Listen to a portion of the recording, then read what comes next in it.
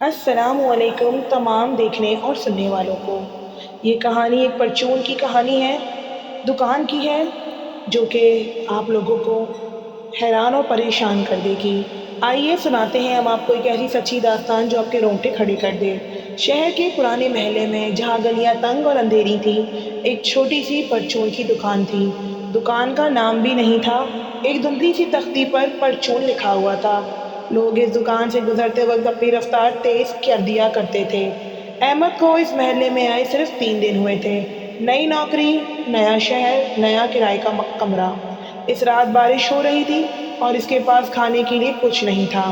10:30 بج چکے تھے جب وہ گھر سے نکلا۔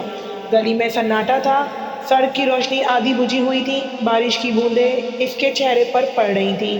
تبھی اس نے دیکھا کہ دور ایک دکان کی روشنی ٹمٹما رہی ہے۔ جیسے ہی وہ دکان کے قریب پہنچا، اسے عجیب سی بو آئی، کچھ سڑا ہوا، کچھ مٹھاس بھرا اور کچھ ایسا جو الفاظ میں بیان نہیں ہو سکتا۔ دکان کا دروازہ کھلا تھا، اندر ایک عورت بیٹھی تھی۔ احمد نے پہلے اس کے ہاتھ دیکھے، لمبی ہڈیوں جیسی انگلیاں، پھر اس کا چہرہ، نہیں یہ کہنا غلط ہوگا کہ وہ بوڑھی تھی۔ اس کی جلد بالکل چکنی تھی، جیسے موم کی بنی ہو، لیکن اس کی آنکھیں بہت پرانی تھیں، ایسی پرانی جو صدیوں سے دیکھ رہی ہو۔ آئیے بیٹا، اس نے کہا۔ اس کی آواز میں ایک عجیب سی کھنک تھی، جیسے ٹوٹی ہوئی گھنٹیاں بج رہی ہوں۔ مجھے دودھ میں ڈبل روٹی چاہیے، احمد نے کہا کہ مجھے دودھ اور ڈبل روٹی چاہیے۔ عورت نے سر ہلایا اور اٹھ کر پیچھے گئی۔ جب وہ چلتی تھی تو اس کے قدموں سے کوئی آواز نہیں آتی تھی۔ دکان میں اندھیرا تھا، سوائے ایک بلب کے جو پنکھے سے لٹک رہا تھا۔ احمد نے چاروں طرف نظر دوڑائی۔ شیلف پر چیزیں رکھی تھی، لیکن ان پر مٹی جمی تھی، جالے پڑے تھے، کچھ ڈبوں پر تاریخیں لکھی تھی، 1992، 1996، 1978۔ یہ چیزیں تو احمد نے بڑبڑایا۔ کیا کہا بیٹا؟ عورت واپس آ گئی تھی، اس کے ہاتھ میں دودھ کا پیکٹ اور ڈبل روٹی تھی۔ کچھ نہیں، احمد نے جلدی سے کہا۔ عورت نے چیزیں کاؤنٹر پر رکھی۔ 50 روپے۔ احمد نے نوٹ نکالا۔ جب اس عورت کو پیسے دیے تو اس کی انگلیاں اس کے ہاتھ سے چھوئیں، وہ برف کی طرح ٹھنڈی تھی۔ شکریہ، احمد نے کہا اور مڑنے لگا۔ رکو بیٹا، عورت نے کہا۔ احمد رک گیا۔ تم نئے آئے ہو نا اس محلے میں؟ جی ہاں۔ عورت نے مسکرایا۔ اس کی مسکراہٹ بہت چوڑی تھی، بہت زیادہ چوڑی۔ یہاں رات کو باہر مت نکلا کرو، سمجھے؟ احمد نے سر ہلایا اور جلدی سے باہر نکل گیا۔ اس رات احمد کو خواب آیا کہ وہ دکان میں تھا، لیکن دکان اب مختلف تھی۔ دیواریں گیلی تھیں، ان پر کچھ چیزیں چھلک رہی تھیں، لال خون کی طرح۔ عورت وہاں تھی، لیکن اب وہ مسکرا نہیں رہی تھی، وہ کچھ کھا رہی تھی۔ احمد قریب گیا۔ عورت کے ہاتھوں میں کچھ تھا، کچھ نرم، کچھ جو ابھی تک حرکت نہیں کر رہا تھا۔ بھوک لگی ہے بیٹا؟ عورت نے پوچھا۔ اس کا منہ لال تھا۔ احمد چیخنا چاہتا تھا، لیکن آواز نہیں نکلی۔ عورت اس کی طرف بڑھی، اس کا منہ کھلتا گیا، اتنا بڑا کہ پورا انسان نگل سکے۔ احمد کی آنکھ کھلی تو اس کا پورا بدن پسینے میں شرابور تھا۔ اگلے دن احمد نے اپنے پڑوسی بشیر کاکا سے بات کی۔ وہ پرچون کی دکان، احمد نے کہا تو بشیر کاکا کا چہرہ بہت سخت ہو گیا۔ تم وہاں گئے تھے؟ ہاں، کل رات۔ بشیر کاکا نے آہ بھری، بیٹا وہ دکان سے دور رہو۔ کیوں؟ وہ کوئی معمولی عورت نہیں ہے۔ کیا مطلب؟ بشیر کاکا نے اطراف ادھر ادھر دیکھا، جیسے کوئی سن رہا ہو، پھر آہستہ بولے کہ اس محلے میں 30 سال سے وہ دکان چل رہی ہے، اور وہ عورت، وہ ایک دن بھی نہیں بوڑھی ہوئی، وہ ہمیشہ ویسی کی ویسی ہے۔ پہلے یہاں ایک لڑکا رہتا تھا، سلیم، وہ بھی اس دکان پر جاتا تھا۔ ایک دن وہ گھر نہیں لوٹا، پولیس نے تلاش کیا لیکن کوئی نشان نہیں ملا۔ پھر 1 سال بعد ایک اور لڑکا غائب ہوا، اور پھر ایک اور۔ سب کی ایک مشترک کہانی تھی، وہ سب اس دکان پر جاتے تھے۔ لوگ کہتے ہیں کہ وہ عورت چڑیل ہے، اور کچھ کہتے ہیں کہ وہ جن ہے، کچھ کہتے ہیں کہ وہ تو مر چکی ہے 50 سال پہلے، یہ تو صرف اس کی روح ہے۔ احمد کو ہنسی آئی اور کہا کہ یہ سب تہمات ہیں۔ بشیر کاکا نے اس کی طرف دیکھا، اس کی آنکھوں میں خوف تھا، حقیقی خوف۔ بیٹا میں تم سے التجا کرتا ہوں، اس دکان پر دوبارہ مت جانا۔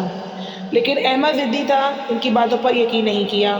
3 دن بعد پھر رات ہو گئی اور اس کے پاس کھانا ختم تھا۔ اس بار اس نے جان بوجھ کر اس دکان کا رخ کیا۔ دکان پہلے جیسی ہی تھی، عورت پہلے جیسی ہی تھی۔ آ گئی بیٹا؟ عورت نے کہا۔ اس کی آواز میں ایک عجیب سی خوشی تھی۔ ہاں چینی چاہیے۔ عورت نے چینی دی۔ 30 روپے۔ جب احمد پیسے دے رہا تھا تو عورت نے پوچھا تمہارا نام کیا ہے؟ احمد عورت نے نام کو یوں دہرایا جیسے کسی چیز کو چکھ رہی ہو۔ اچھا نام ہے، بہت لذیذ نام ہے۔ لذیذ؟ کسی نام کو لذیذ کیسے کہہ سکتے ہیں؟ تمہاری ماں کہاں ہے؟ وہ گاؤں میں ہے۔ او اکیلے رہتے ہو؟ عورت کی آنکھوں میں ایک چمک آئی۔ جی۔ عورت نے پھر مسکرایا۔ اچھا ہے، بہت اچھا ہے۔ احمد کو عجیب سے محسوس ہو، وہ جانا چاہتا تھا۔ میں چلتا ہوں۔ ٹھہرو، عورت نے کہا۔ اس نے ایک مٹھائی کا ڈبہ نکالا۔ یہ لو مفت۔ نہیں، میں کیوں لوں؟ عورت کی آواز تیز ہو گئی، پھر وہ نرم پڑ گئی۔ معافی چاہتی ہوں، بس تم مجھے اپنے بیٹے جیسے لگتے ہو۔ لو کھا لو۔ احمد نے ڈبہ لے لیا۔ وہ بھاری تھا اور اسے وہی عجیب ہوا اور عجیب سی بو آ رہی تھی۔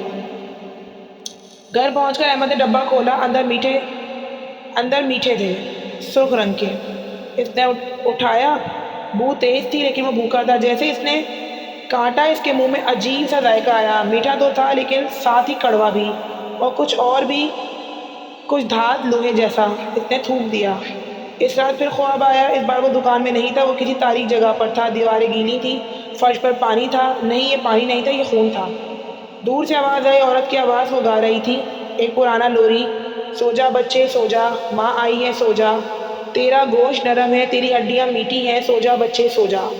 احمد دوڑنا چاہتا تھا لیکن اس کے پاؤں نہیں ہل رہے تھے۔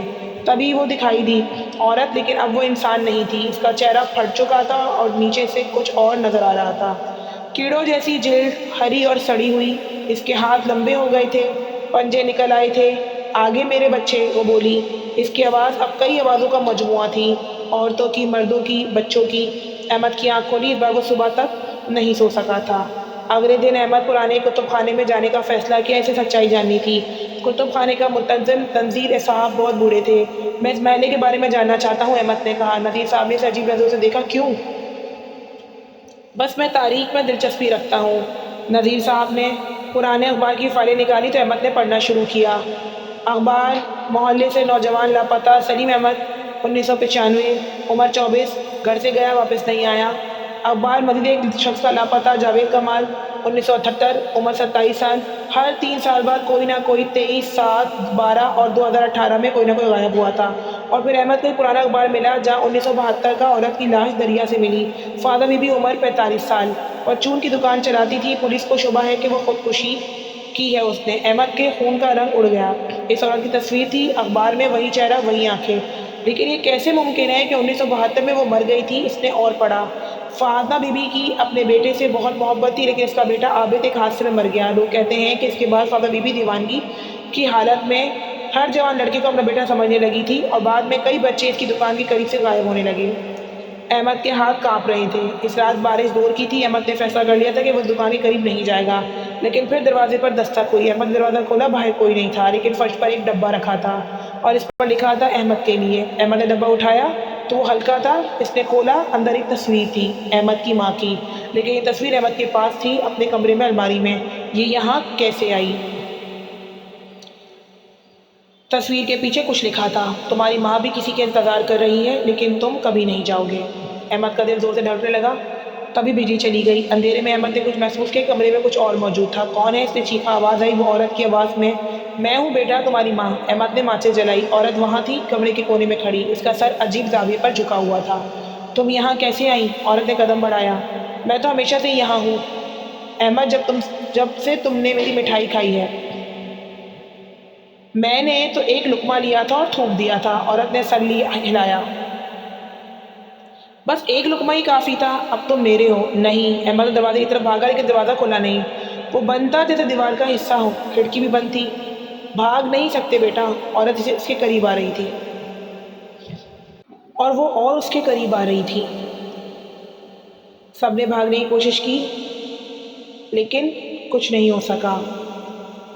کھڑکی بھی بند تھی۔ بھاگ نہیں سکتے بیٹا۔ عورت اس کے اور قریب آ رہی تھی۔ سب نے بھاگنے کی کوشش کی، سلیم نے، جاوید نے، بقیہ سب نے، لیکن کوئی نہیں بھاگ سکا۔ احمد کونے میں پھنس گیا تھا اور عورت اب بہت قریب تھی۔ اس کا چہرہ بدل رہا تھا، جلد پھٹ رہی تھی، نیچے سے کچھ اور نظر آ رہا تھا۔ کیوں؟ احمد نے پوچھا۔ آپ یہ کیوں کرتی ہیں؟ عورت رک گئی، اس کی آنکھوں میں پانی آ گیا۔ میرا بیٹا، میرا عابد۔ وہ صرف 9 سال کا تھا جب مر گیا تھا۔ میں نے خدا سے منتیں مانگی، التجائیں کی، لیکن وہ نہیں لوٹا۔ پھر ایک رات کسی نے میرے خواب میں آ کر کہا کہ اگر تم چاہو تو تمہارا بیٹا واپس آ سکتا ہے، لیکن تمہیں قربانی دینی ہوگی۔ میں نے مان لیا۔ میں نے پوچھا کیا قربانی ہے؟ اگلی صبح میرا عابد واپس آ گیا، لیکن وہ زندہ نہیں تھا۔ وہ چلتا تھا، بولتا تھا، لیکن اس کی آنکھیں خالی تھی، اس کی روح نہیں تھی۔ اس نے کہا کہ امی مجھے بھوک لگی ہے۔ میں اسے کھانا دیا، لیکن اس نے نہیں کھایا۔ اس نے کہا کہ مجھے یہ نہیں چاہیے، مجھے اور چاہیے۔ پھر گلی سے ایک بچہ گزرا اور عابد اٹھا اور عورت رو رہی تھی۔ وہ اپنے بیٹے کو کرتے دیکھا جو کوئی ماں نہیں دیکھنا چاہتی۔ میں نے اسے روکنا چاہا لیکن نہیں روک سکی۔ اس رات میں نے خود کو دریا میں پھینک دیا۔ میں نے سوچا سب ختم ہو جائے گا، لیکن نہیں ہوا۔ میں مر نہیں سکی۔ وہ چیز جس نے میرے بیٹے کو واپس لایا تھا، اس نے مجھے بھی اپنا بنا لیا۔ اب وہ ہر 3 سال میں کسی ایک کو لیتی ہوں۔ اگر نہیں لیتی تو میرا عابد پھر سے اٹھ کھڑا ہوتا ہے۔ احمد کے منہ سے آواز نہیں نکل رہی تھی۔ معاف کرنا بیٹا، عورت نے کہا، لیکن میں اپنے بیٹے کو پھر اس درد میں نہیں دیکھ سکتی۔ عورت اپنے ہاتھ بڑھائے، اس کے پنجے احمد کے گردن کے قریب آ رہے تھے۔ تبھی احمد کو کچھ یاد آیا۔ بشیر کاکا نے کہا تھا، کچھ کہتے ہیں کہ وہ تو مر چکی ہے 50 سال پہلے، یہ تو صرف اس کی روح ہے۔ احمد نے چیخا، عابد کہاں ہے؟ عورت رک گئی۔ عابد کہاں ہے؟ اگر تم اسے بچانا چاہتی ہو تو اسے جانے دو۔ عورت کی آنکھیں چوڑی ہو گئیں۔ وہ دکان میں ہے، ہمیشہ دکان میں ہے۔ احمد کو سمجھ میں آ گیا تھا کہ تم نے اسے قید کر رکھا ہے اپنی محبت کے نام پر۔ تم نے اپنے بیٹے کو قید کیا ہے اور وہ آزاد ہونا چاہتا ہے، لیکن تم اسے آزاد نہیں کرنا چاہتی۔ احمد اس سے بات کرتے کرتے آیت الکرسی کا ورد شروع کر دیتا ہے، اور یہی ہوتا ہے کہ وہ عورت نیم پیچھے قدموں تلے پیچھے ہٹتی جاتی ہے، اور دوبارہ سے احمد کو محسوس ہوتا ہے کہ اس کا گلا جیسے کہ خالی ہو چکا ہے، اور اسے بہت اچھا محسوس ہو رہا ہوتا ہے۔ اور پھر احمد صبح اٹھ کر مولوی صاحب کے پاس جاتا ہے اور کاکا کو سارا واقعہ بتاتا ہے، اور کاکا ہی ہم سے ہی تمام معلومات شیئر کرتے ہیں۔ اور اس دن کے بعد سے تمام محلے دار اکٹھا ہوتے ہیں اور اس پرچون کی دکان کو خوب زیادہ تلاوت قرآن پاک، زمزم کا پانی اور بہت ہی زیادہ پڑھائی کے بعد بند کیا جاتا ہے۔ یہ جگہ آج بھی موجود ہے، لاہور کے ایک گاؤں لالہ زر کے قریب۔ یہ پرچون کی دکان آج بھی موجود ہے جو کہ بند پڑی ہے۔ آج تک کسی میں ہمت نہیں کہ وہ اس دکان کو کھولے، اس دکان پہ قبضہ کر سکے۔